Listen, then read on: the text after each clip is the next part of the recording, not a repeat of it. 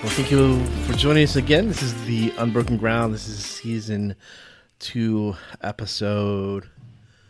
um, episode 19 is what episode we're on now. I'm Paul. Thank you for choosing to listen for the first time or for many times. Always excited for that. So this episode is going to be called Mystery, and just going to be talking and catching up a little bit with where a little bit on where we left off last week with Is God Good or Great, and how mystery works with all that. So yeah, I'm gonna jump into that right now.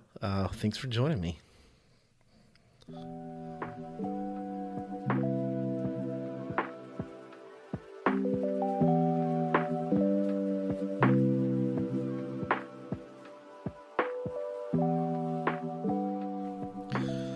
Yeah, so last week I talked about the idea of God being great and all the things that kind of circulate around that and good, and I talked a lot about his greatness because I think sometimes we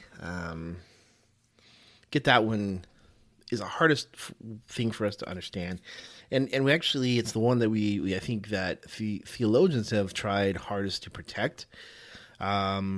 And part of that is because we as humans have a tendency to try to make God like us, like God in our image in a ways, but even more than that, just like God as what we think God should be. And because we're human, we're finite, we're limited in our thoughts, we often are not able to conceive of a being like God that's of the Bible because we are limited. And so we're just not able to think outside the realms of what we can know and understand.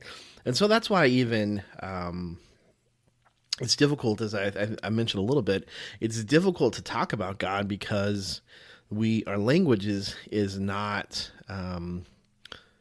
equipped, as well as the way we think sometimes is not effective to be able to talk about just who God is, and so as I referenced shortly last week, there's this whole idea that we've kind of built our conceptions on God based on some very Platonic ideas because of Plato and Aristotle and the great thoughts that they had, and so they were the top lines of thought when a lot of theology was being created.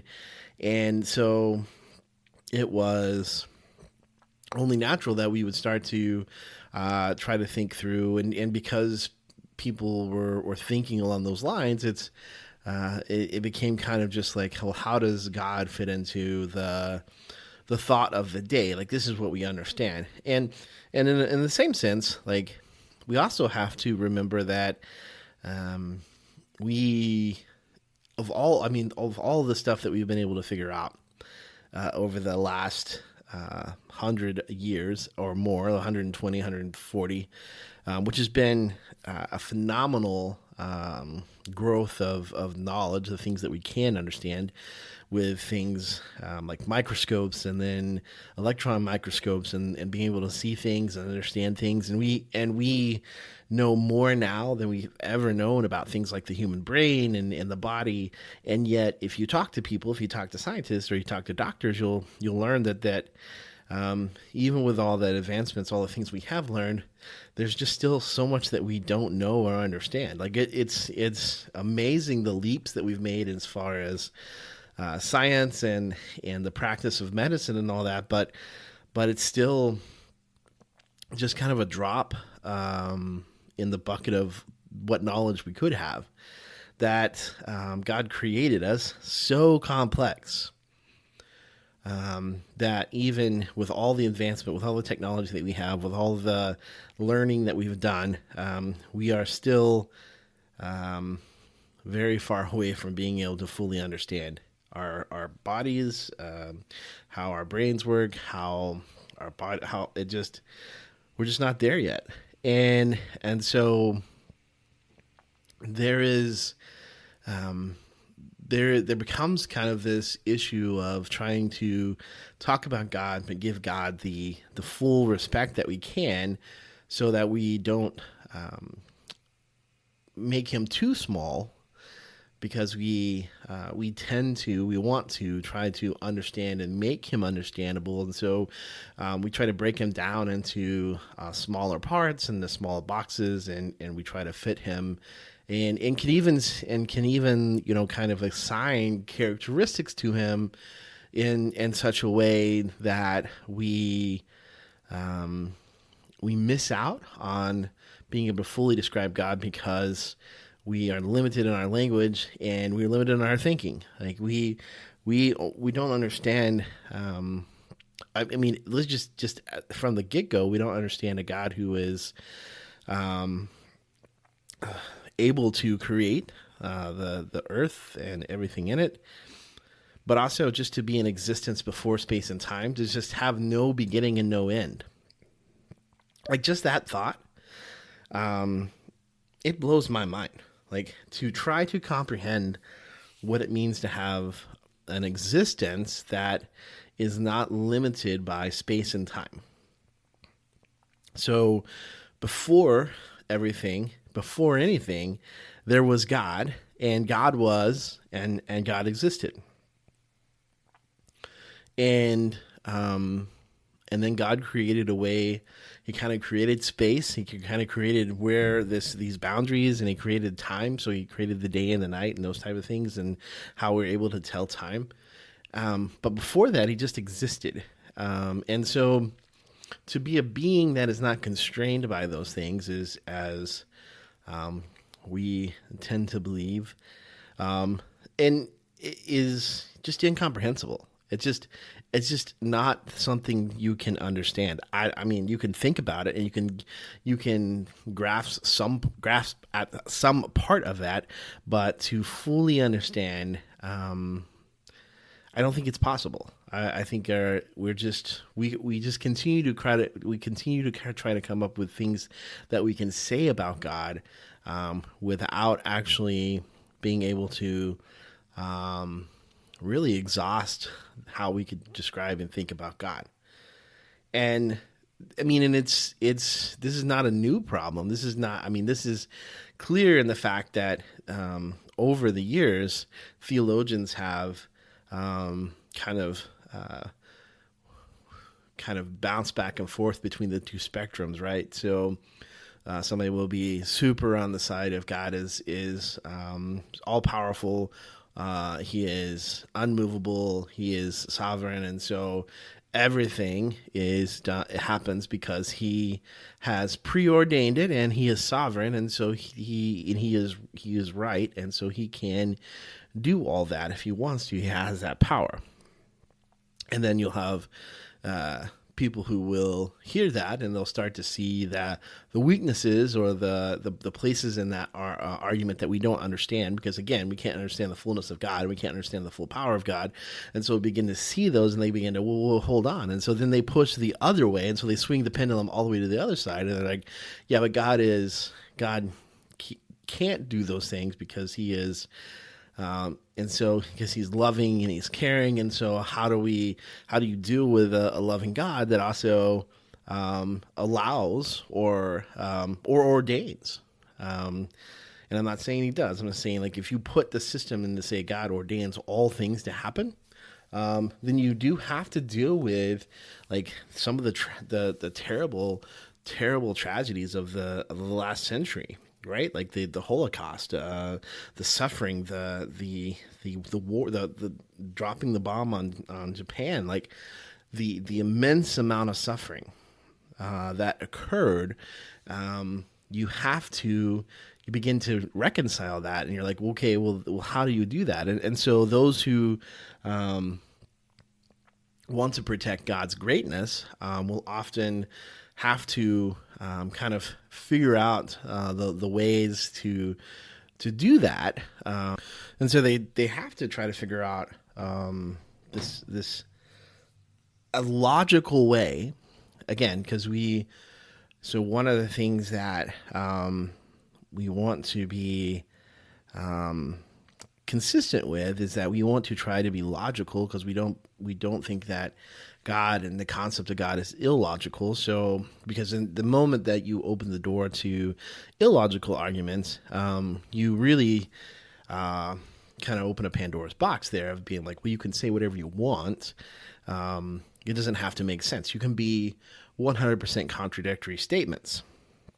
And so, in this case, then you could have the idea of like, well, there is God is 100% sovereign, but He's not responsible for the evils of the last century, the horrors, the barbarity of wars. He's all powerful, but He couldn't stop those, and so it's like, okay, but those are not logically consistent, and so so there is a challenge for those that want to protect the greatness of God, the powerfulness of God, and then to find a way to still express the goodness of God, because the argument goes, if God is all powerful and there's nothing He can't do, and He is all good, fully good, that He He's full, that He loves us and He cares for us. And if He's powerful and fully good, then why does suffering happen? And I think that is all that's been, it's called theodicy. It's like the discovery of trying to think through why suffering has to occur, or why suffering does occur. Because if you believe that God is powerful, all powerful, omnipotent, as those who are traditional Christians believe, conservatives especially, and then you get into things like Calvinists and Presbyterians. A lot of those are kind of that Reformed doctrine where like God's sovereignty is His almost overriding characteristic. So if you get into that, like you're like, okay, yep, God is all powerful. Okay, check. Point one, God is sovereign. He's all powerful. And then you get into the second point, which is God is all good, which means that we believe that God ultimately has the good of His people and His name in mind whenever things occur. So if He is all powerful and He is all good, then why does evil exist? And so I think I said suffering a while ago, but I think even more than that, I think there's this idea that there will always be suffering. There will always be suffering because there's always like a level of wherever you're at, you just kind of develop into, we call it, like, I think I said it last week, but I'll say it again. We call it like first world problems. Like when we're like, oh no, the Wi-Fi doesn't work. Like, oh, this is so terrible. Like we consider that suffering. I mean, maybe it's probably not, but because it's not the optimal. So I don't think that God ever says you'll always have the optimal, but evil is kind of this. It's not just suffering. It's to the nth degree. It's to the infinite degree of this seems purposeless. This suffering seems to have no purpose other than for people to suffer. So when you look into the face of evil, into the idea of evil, and you look into the idea that God is fully good, and yet evil exists, and again, we don't have to look very far, even in the last 20 years, to find it. To find it in people's hearts, to find it to desire to bring about suffering that really has no purpose other than to just make people suffer. Then that becomes kind of the battle with God, to try to understand God. And so there's been many people who've taken that on. And I think where I find myself continue to be drawn to now is that there simply is a mystery that exists within the world and God, that causes us to have to lean deeper in, to just trust and find faith in God, and lean on Him. And I think the struggle that we have with that in our modern days and times is that we feel like mystery is less fulfilling or less correct or less of an argument for God, and so we discount it. And what I mean by that is that we have gone through a cultural shift where there's been a lot of, I mean, it's been some time, didn't just happen, but there was a push to what's called being postmodern relativism, which is that your truth is your truth and my truth is my truth, and there's no universal truth. So all truth is truth, and truth gives, and then that also then has to mean that no truth is truth, because you can't have my truth be truth and your truth be truth if they're in contradiction. And so the modern mind reacted to that and came up with basically kind of just apologetics to create a logical argument, a factual case. They even have the Case for Christ by Strobel, right? Like, you just came up with this, like, and apologetics are like here's why you should believe.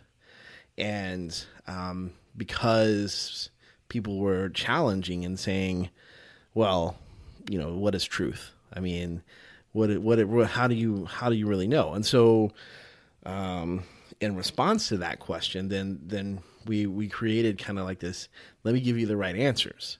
And so the idea kind of was like, if I give you the right answers about God, if I can explain to you about God, and if I can make a logical argument about God, then you would have to accept Him.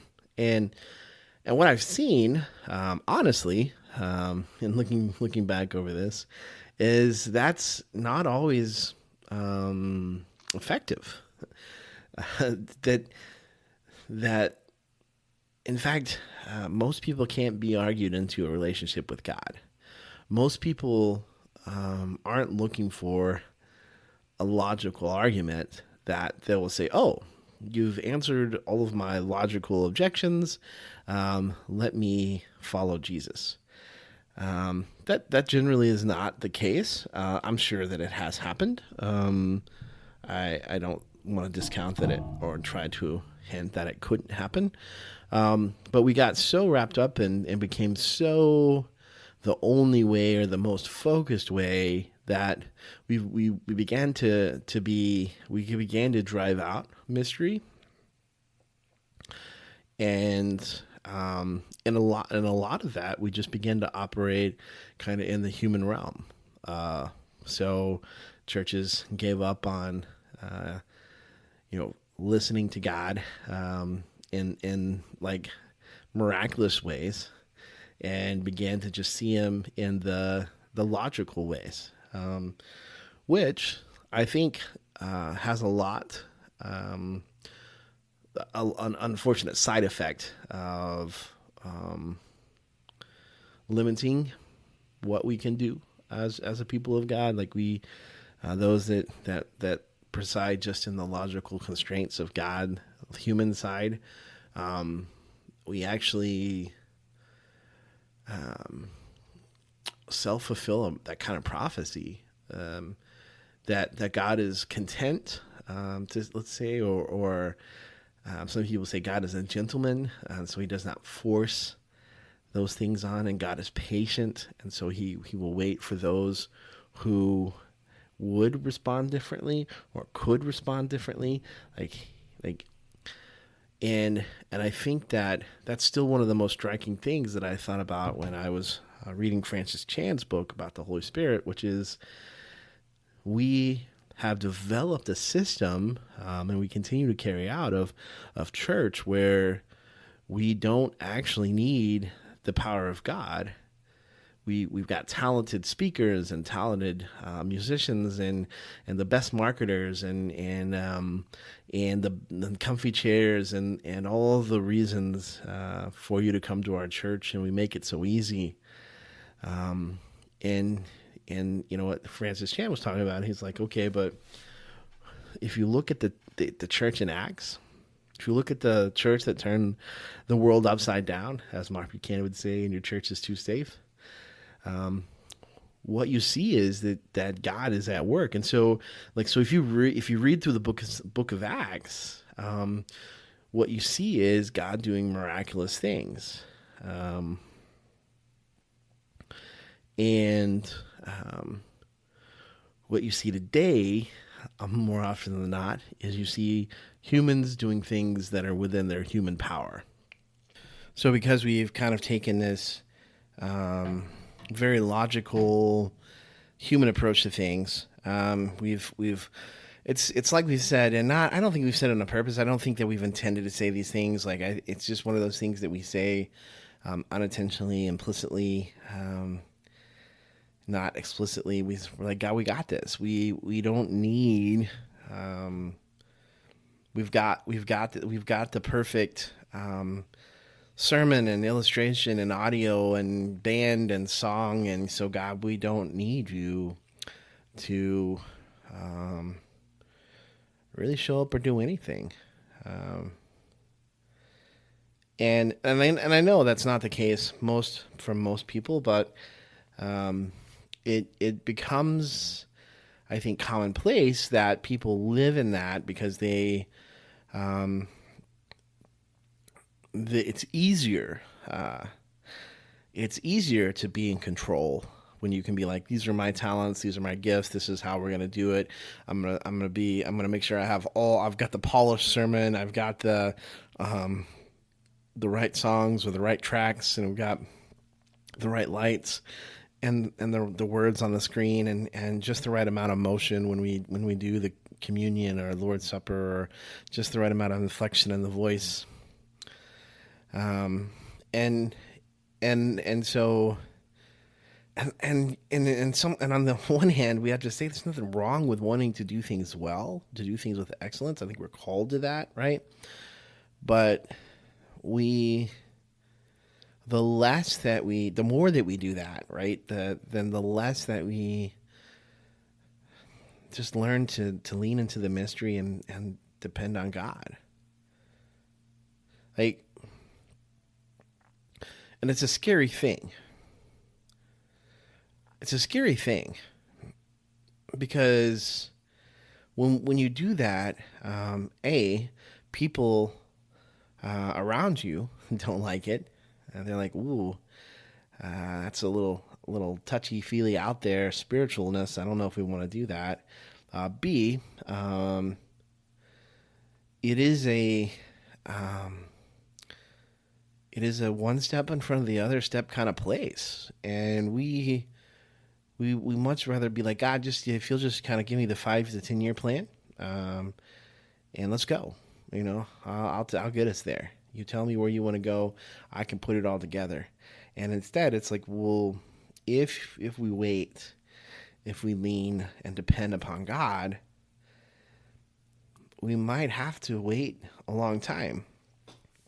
I mean, it just came to mind, and it's a story that I don't know. It just keeps continuing coming to mind, and on my podcast here. But there's the story of Saul, the guy that was the first king of Israel. He's got to go to battle, and he's waiting for the prophet of God to show up. So he's waiting for the priest Samuel, the prophet, to show up to do the sacrifice so that they can go fight this battle in God's name to protect God's people. And Samuel's late. And the people, the army, starts to kind of get smaller and smaller because people are tired of waiting. They're afraid the battle's not going to go so well. The whole reason they got into this situation kind of was that they wanted this human king because they wanted to be like the other nations and they wanted a king to guide. But even still, when you had a king, it was still God that really was the difference in the battles and the things that the Israelites were able to do. But so Saul began to get nervous. He's like, the army's leaving. And so he decided to take this holy act of sacrificing into his own hands. He decided to act because he was not able, because of the pressure of looking like a fool, of losing a battle, of, I think it's pride of being the king and then not really being in charge of how things are going to go, like that manliness thing of like, I'm in charge, and yet, we're just sitting here and it looks like you're full of indecision and you're waiting on God. You're waiting on Samuel to come do this thing so that God will be the man, be the king, right? Just go out, just fight. And Saul gave in. He found it impossible to wait because of all the pressure. And I don't know that it's any easier today. Like if you're a pastor, if you're a person and you're like, I feel like God's telling me to wait here. I'm waiting for an answer. I'm waiting for a direction. And so we have a tendency to basically say, okay, well, what can I do with my strength? What can I do with my talents? What can I do with my energy? What can I do rather than finding the ability to wait? Instead, it's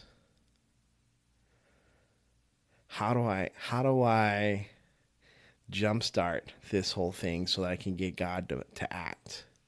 I need God to move, or how do I get this thing rolling? Maybe God's waiting on me.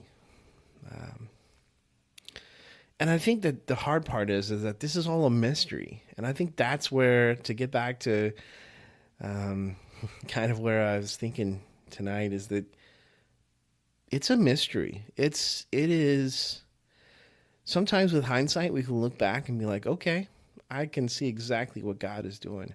And sometimes we can't. We don't see it. Paul says that while we're on this side, we see things dimly through a mirror, like through a glass. And that when we are in heaven, we'll see things clearly. But that does mean that some things in this life are just not going to make sense. Some things are not going to be logical. Some things are not going to seem to line up exactly with what God's word says until we see it, whether it be this side of heaven or the next. But there's this mystery that exists, and how do you live in mystery? And the way that you live in mystery is just by believing in the one who is above it all, and finding faith and walking with that God. Like, Jesus never promises that you'll understand the future.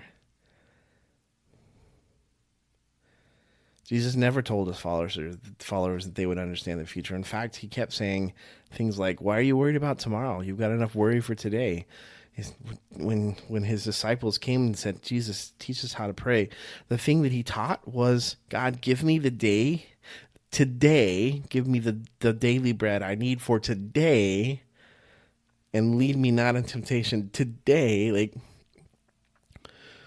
we have made it a idol almost, and some people have, that we are like, okay, well, no, we need to know, we need to plan out our futures, and we need to make sure we have enough so we can retire, or we need to plan our careers, and so we know that 5 or 10 years I'm going to do this, and then I want to do this, and I'm going to get married, and I want to have kids, and it's like,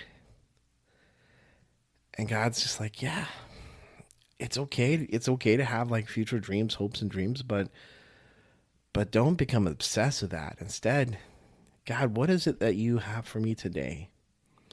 God, I need the strength. I need the food. I need it for today. Help me see that. Because honestly, it is a rare occasion. Although we see it in the Bible, so I bet that's a bit of a magnifying glass on some things. It's a rare occasion for God to clearly come out and say, "Go do this," or "Stay," or "Don't," or "Wait," or it's mostly a mystery. And even when we get to that point of like, God, I don't know what to do. God, there's nothing I can do. I'm just crying out for you. That remains a mystery of why God sometimes miraculously heals those people, or miraculously changes circumstances, or brings about something for them, but not for you.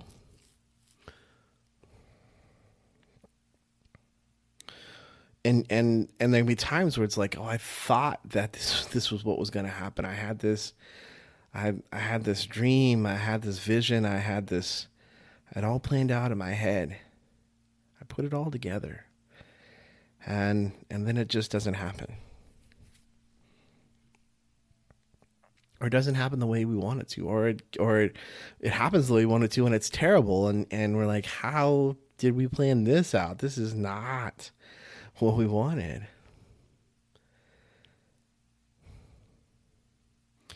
And in the midst of that, it's like, well, what do you say to God?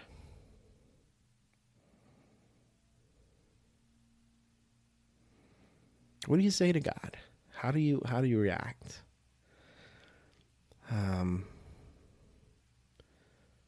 Because you're like, yeah, God loves me and he wants the best for me, and yet X happened, or Z happened, or Y happened, and I don't understand.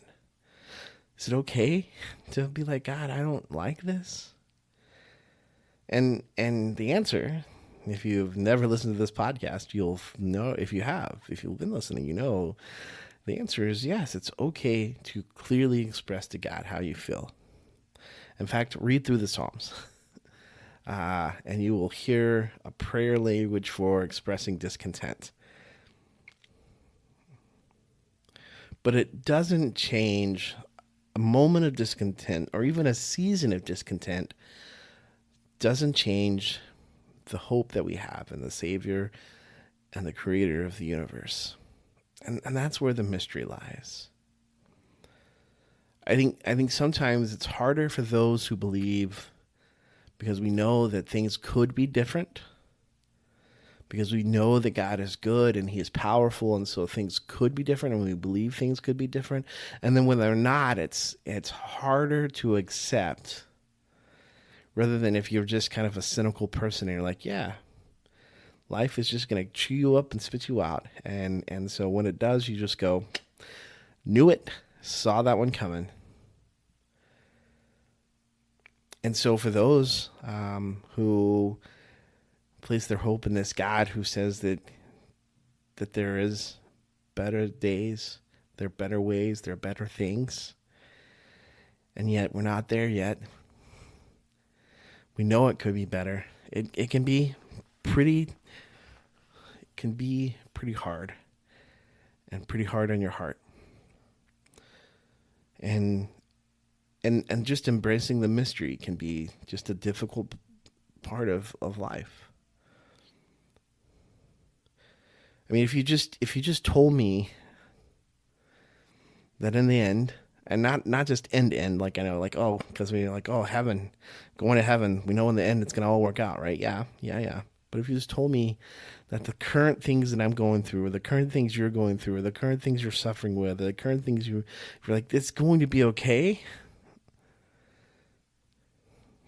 it feels like it would be easier. But I think that is the beauty of walking day by day, moment by moment with God, to say, I don't need to know how this will turn out, God. I pray, I'll ask that you move and do certain things, but this is what Jesus found, right? Like, he's in the garden and he's like, not my will, but yours.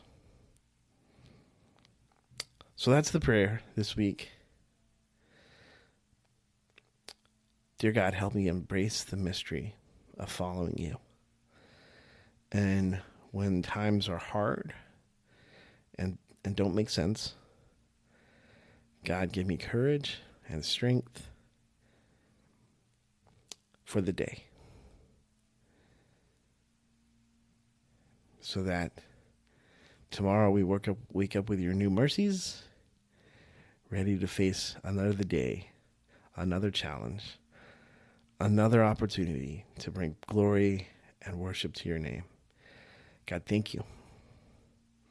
Help us embrace the mystery and the power of just being dependent upon you.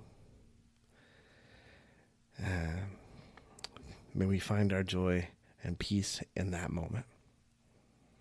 Thank you guys for listening.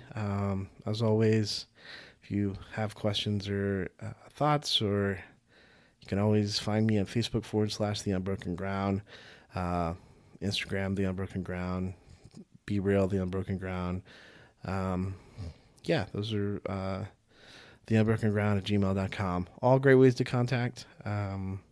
Thank you guys for listening this week, and we'll we'll see you again with episode 20 next Sunday.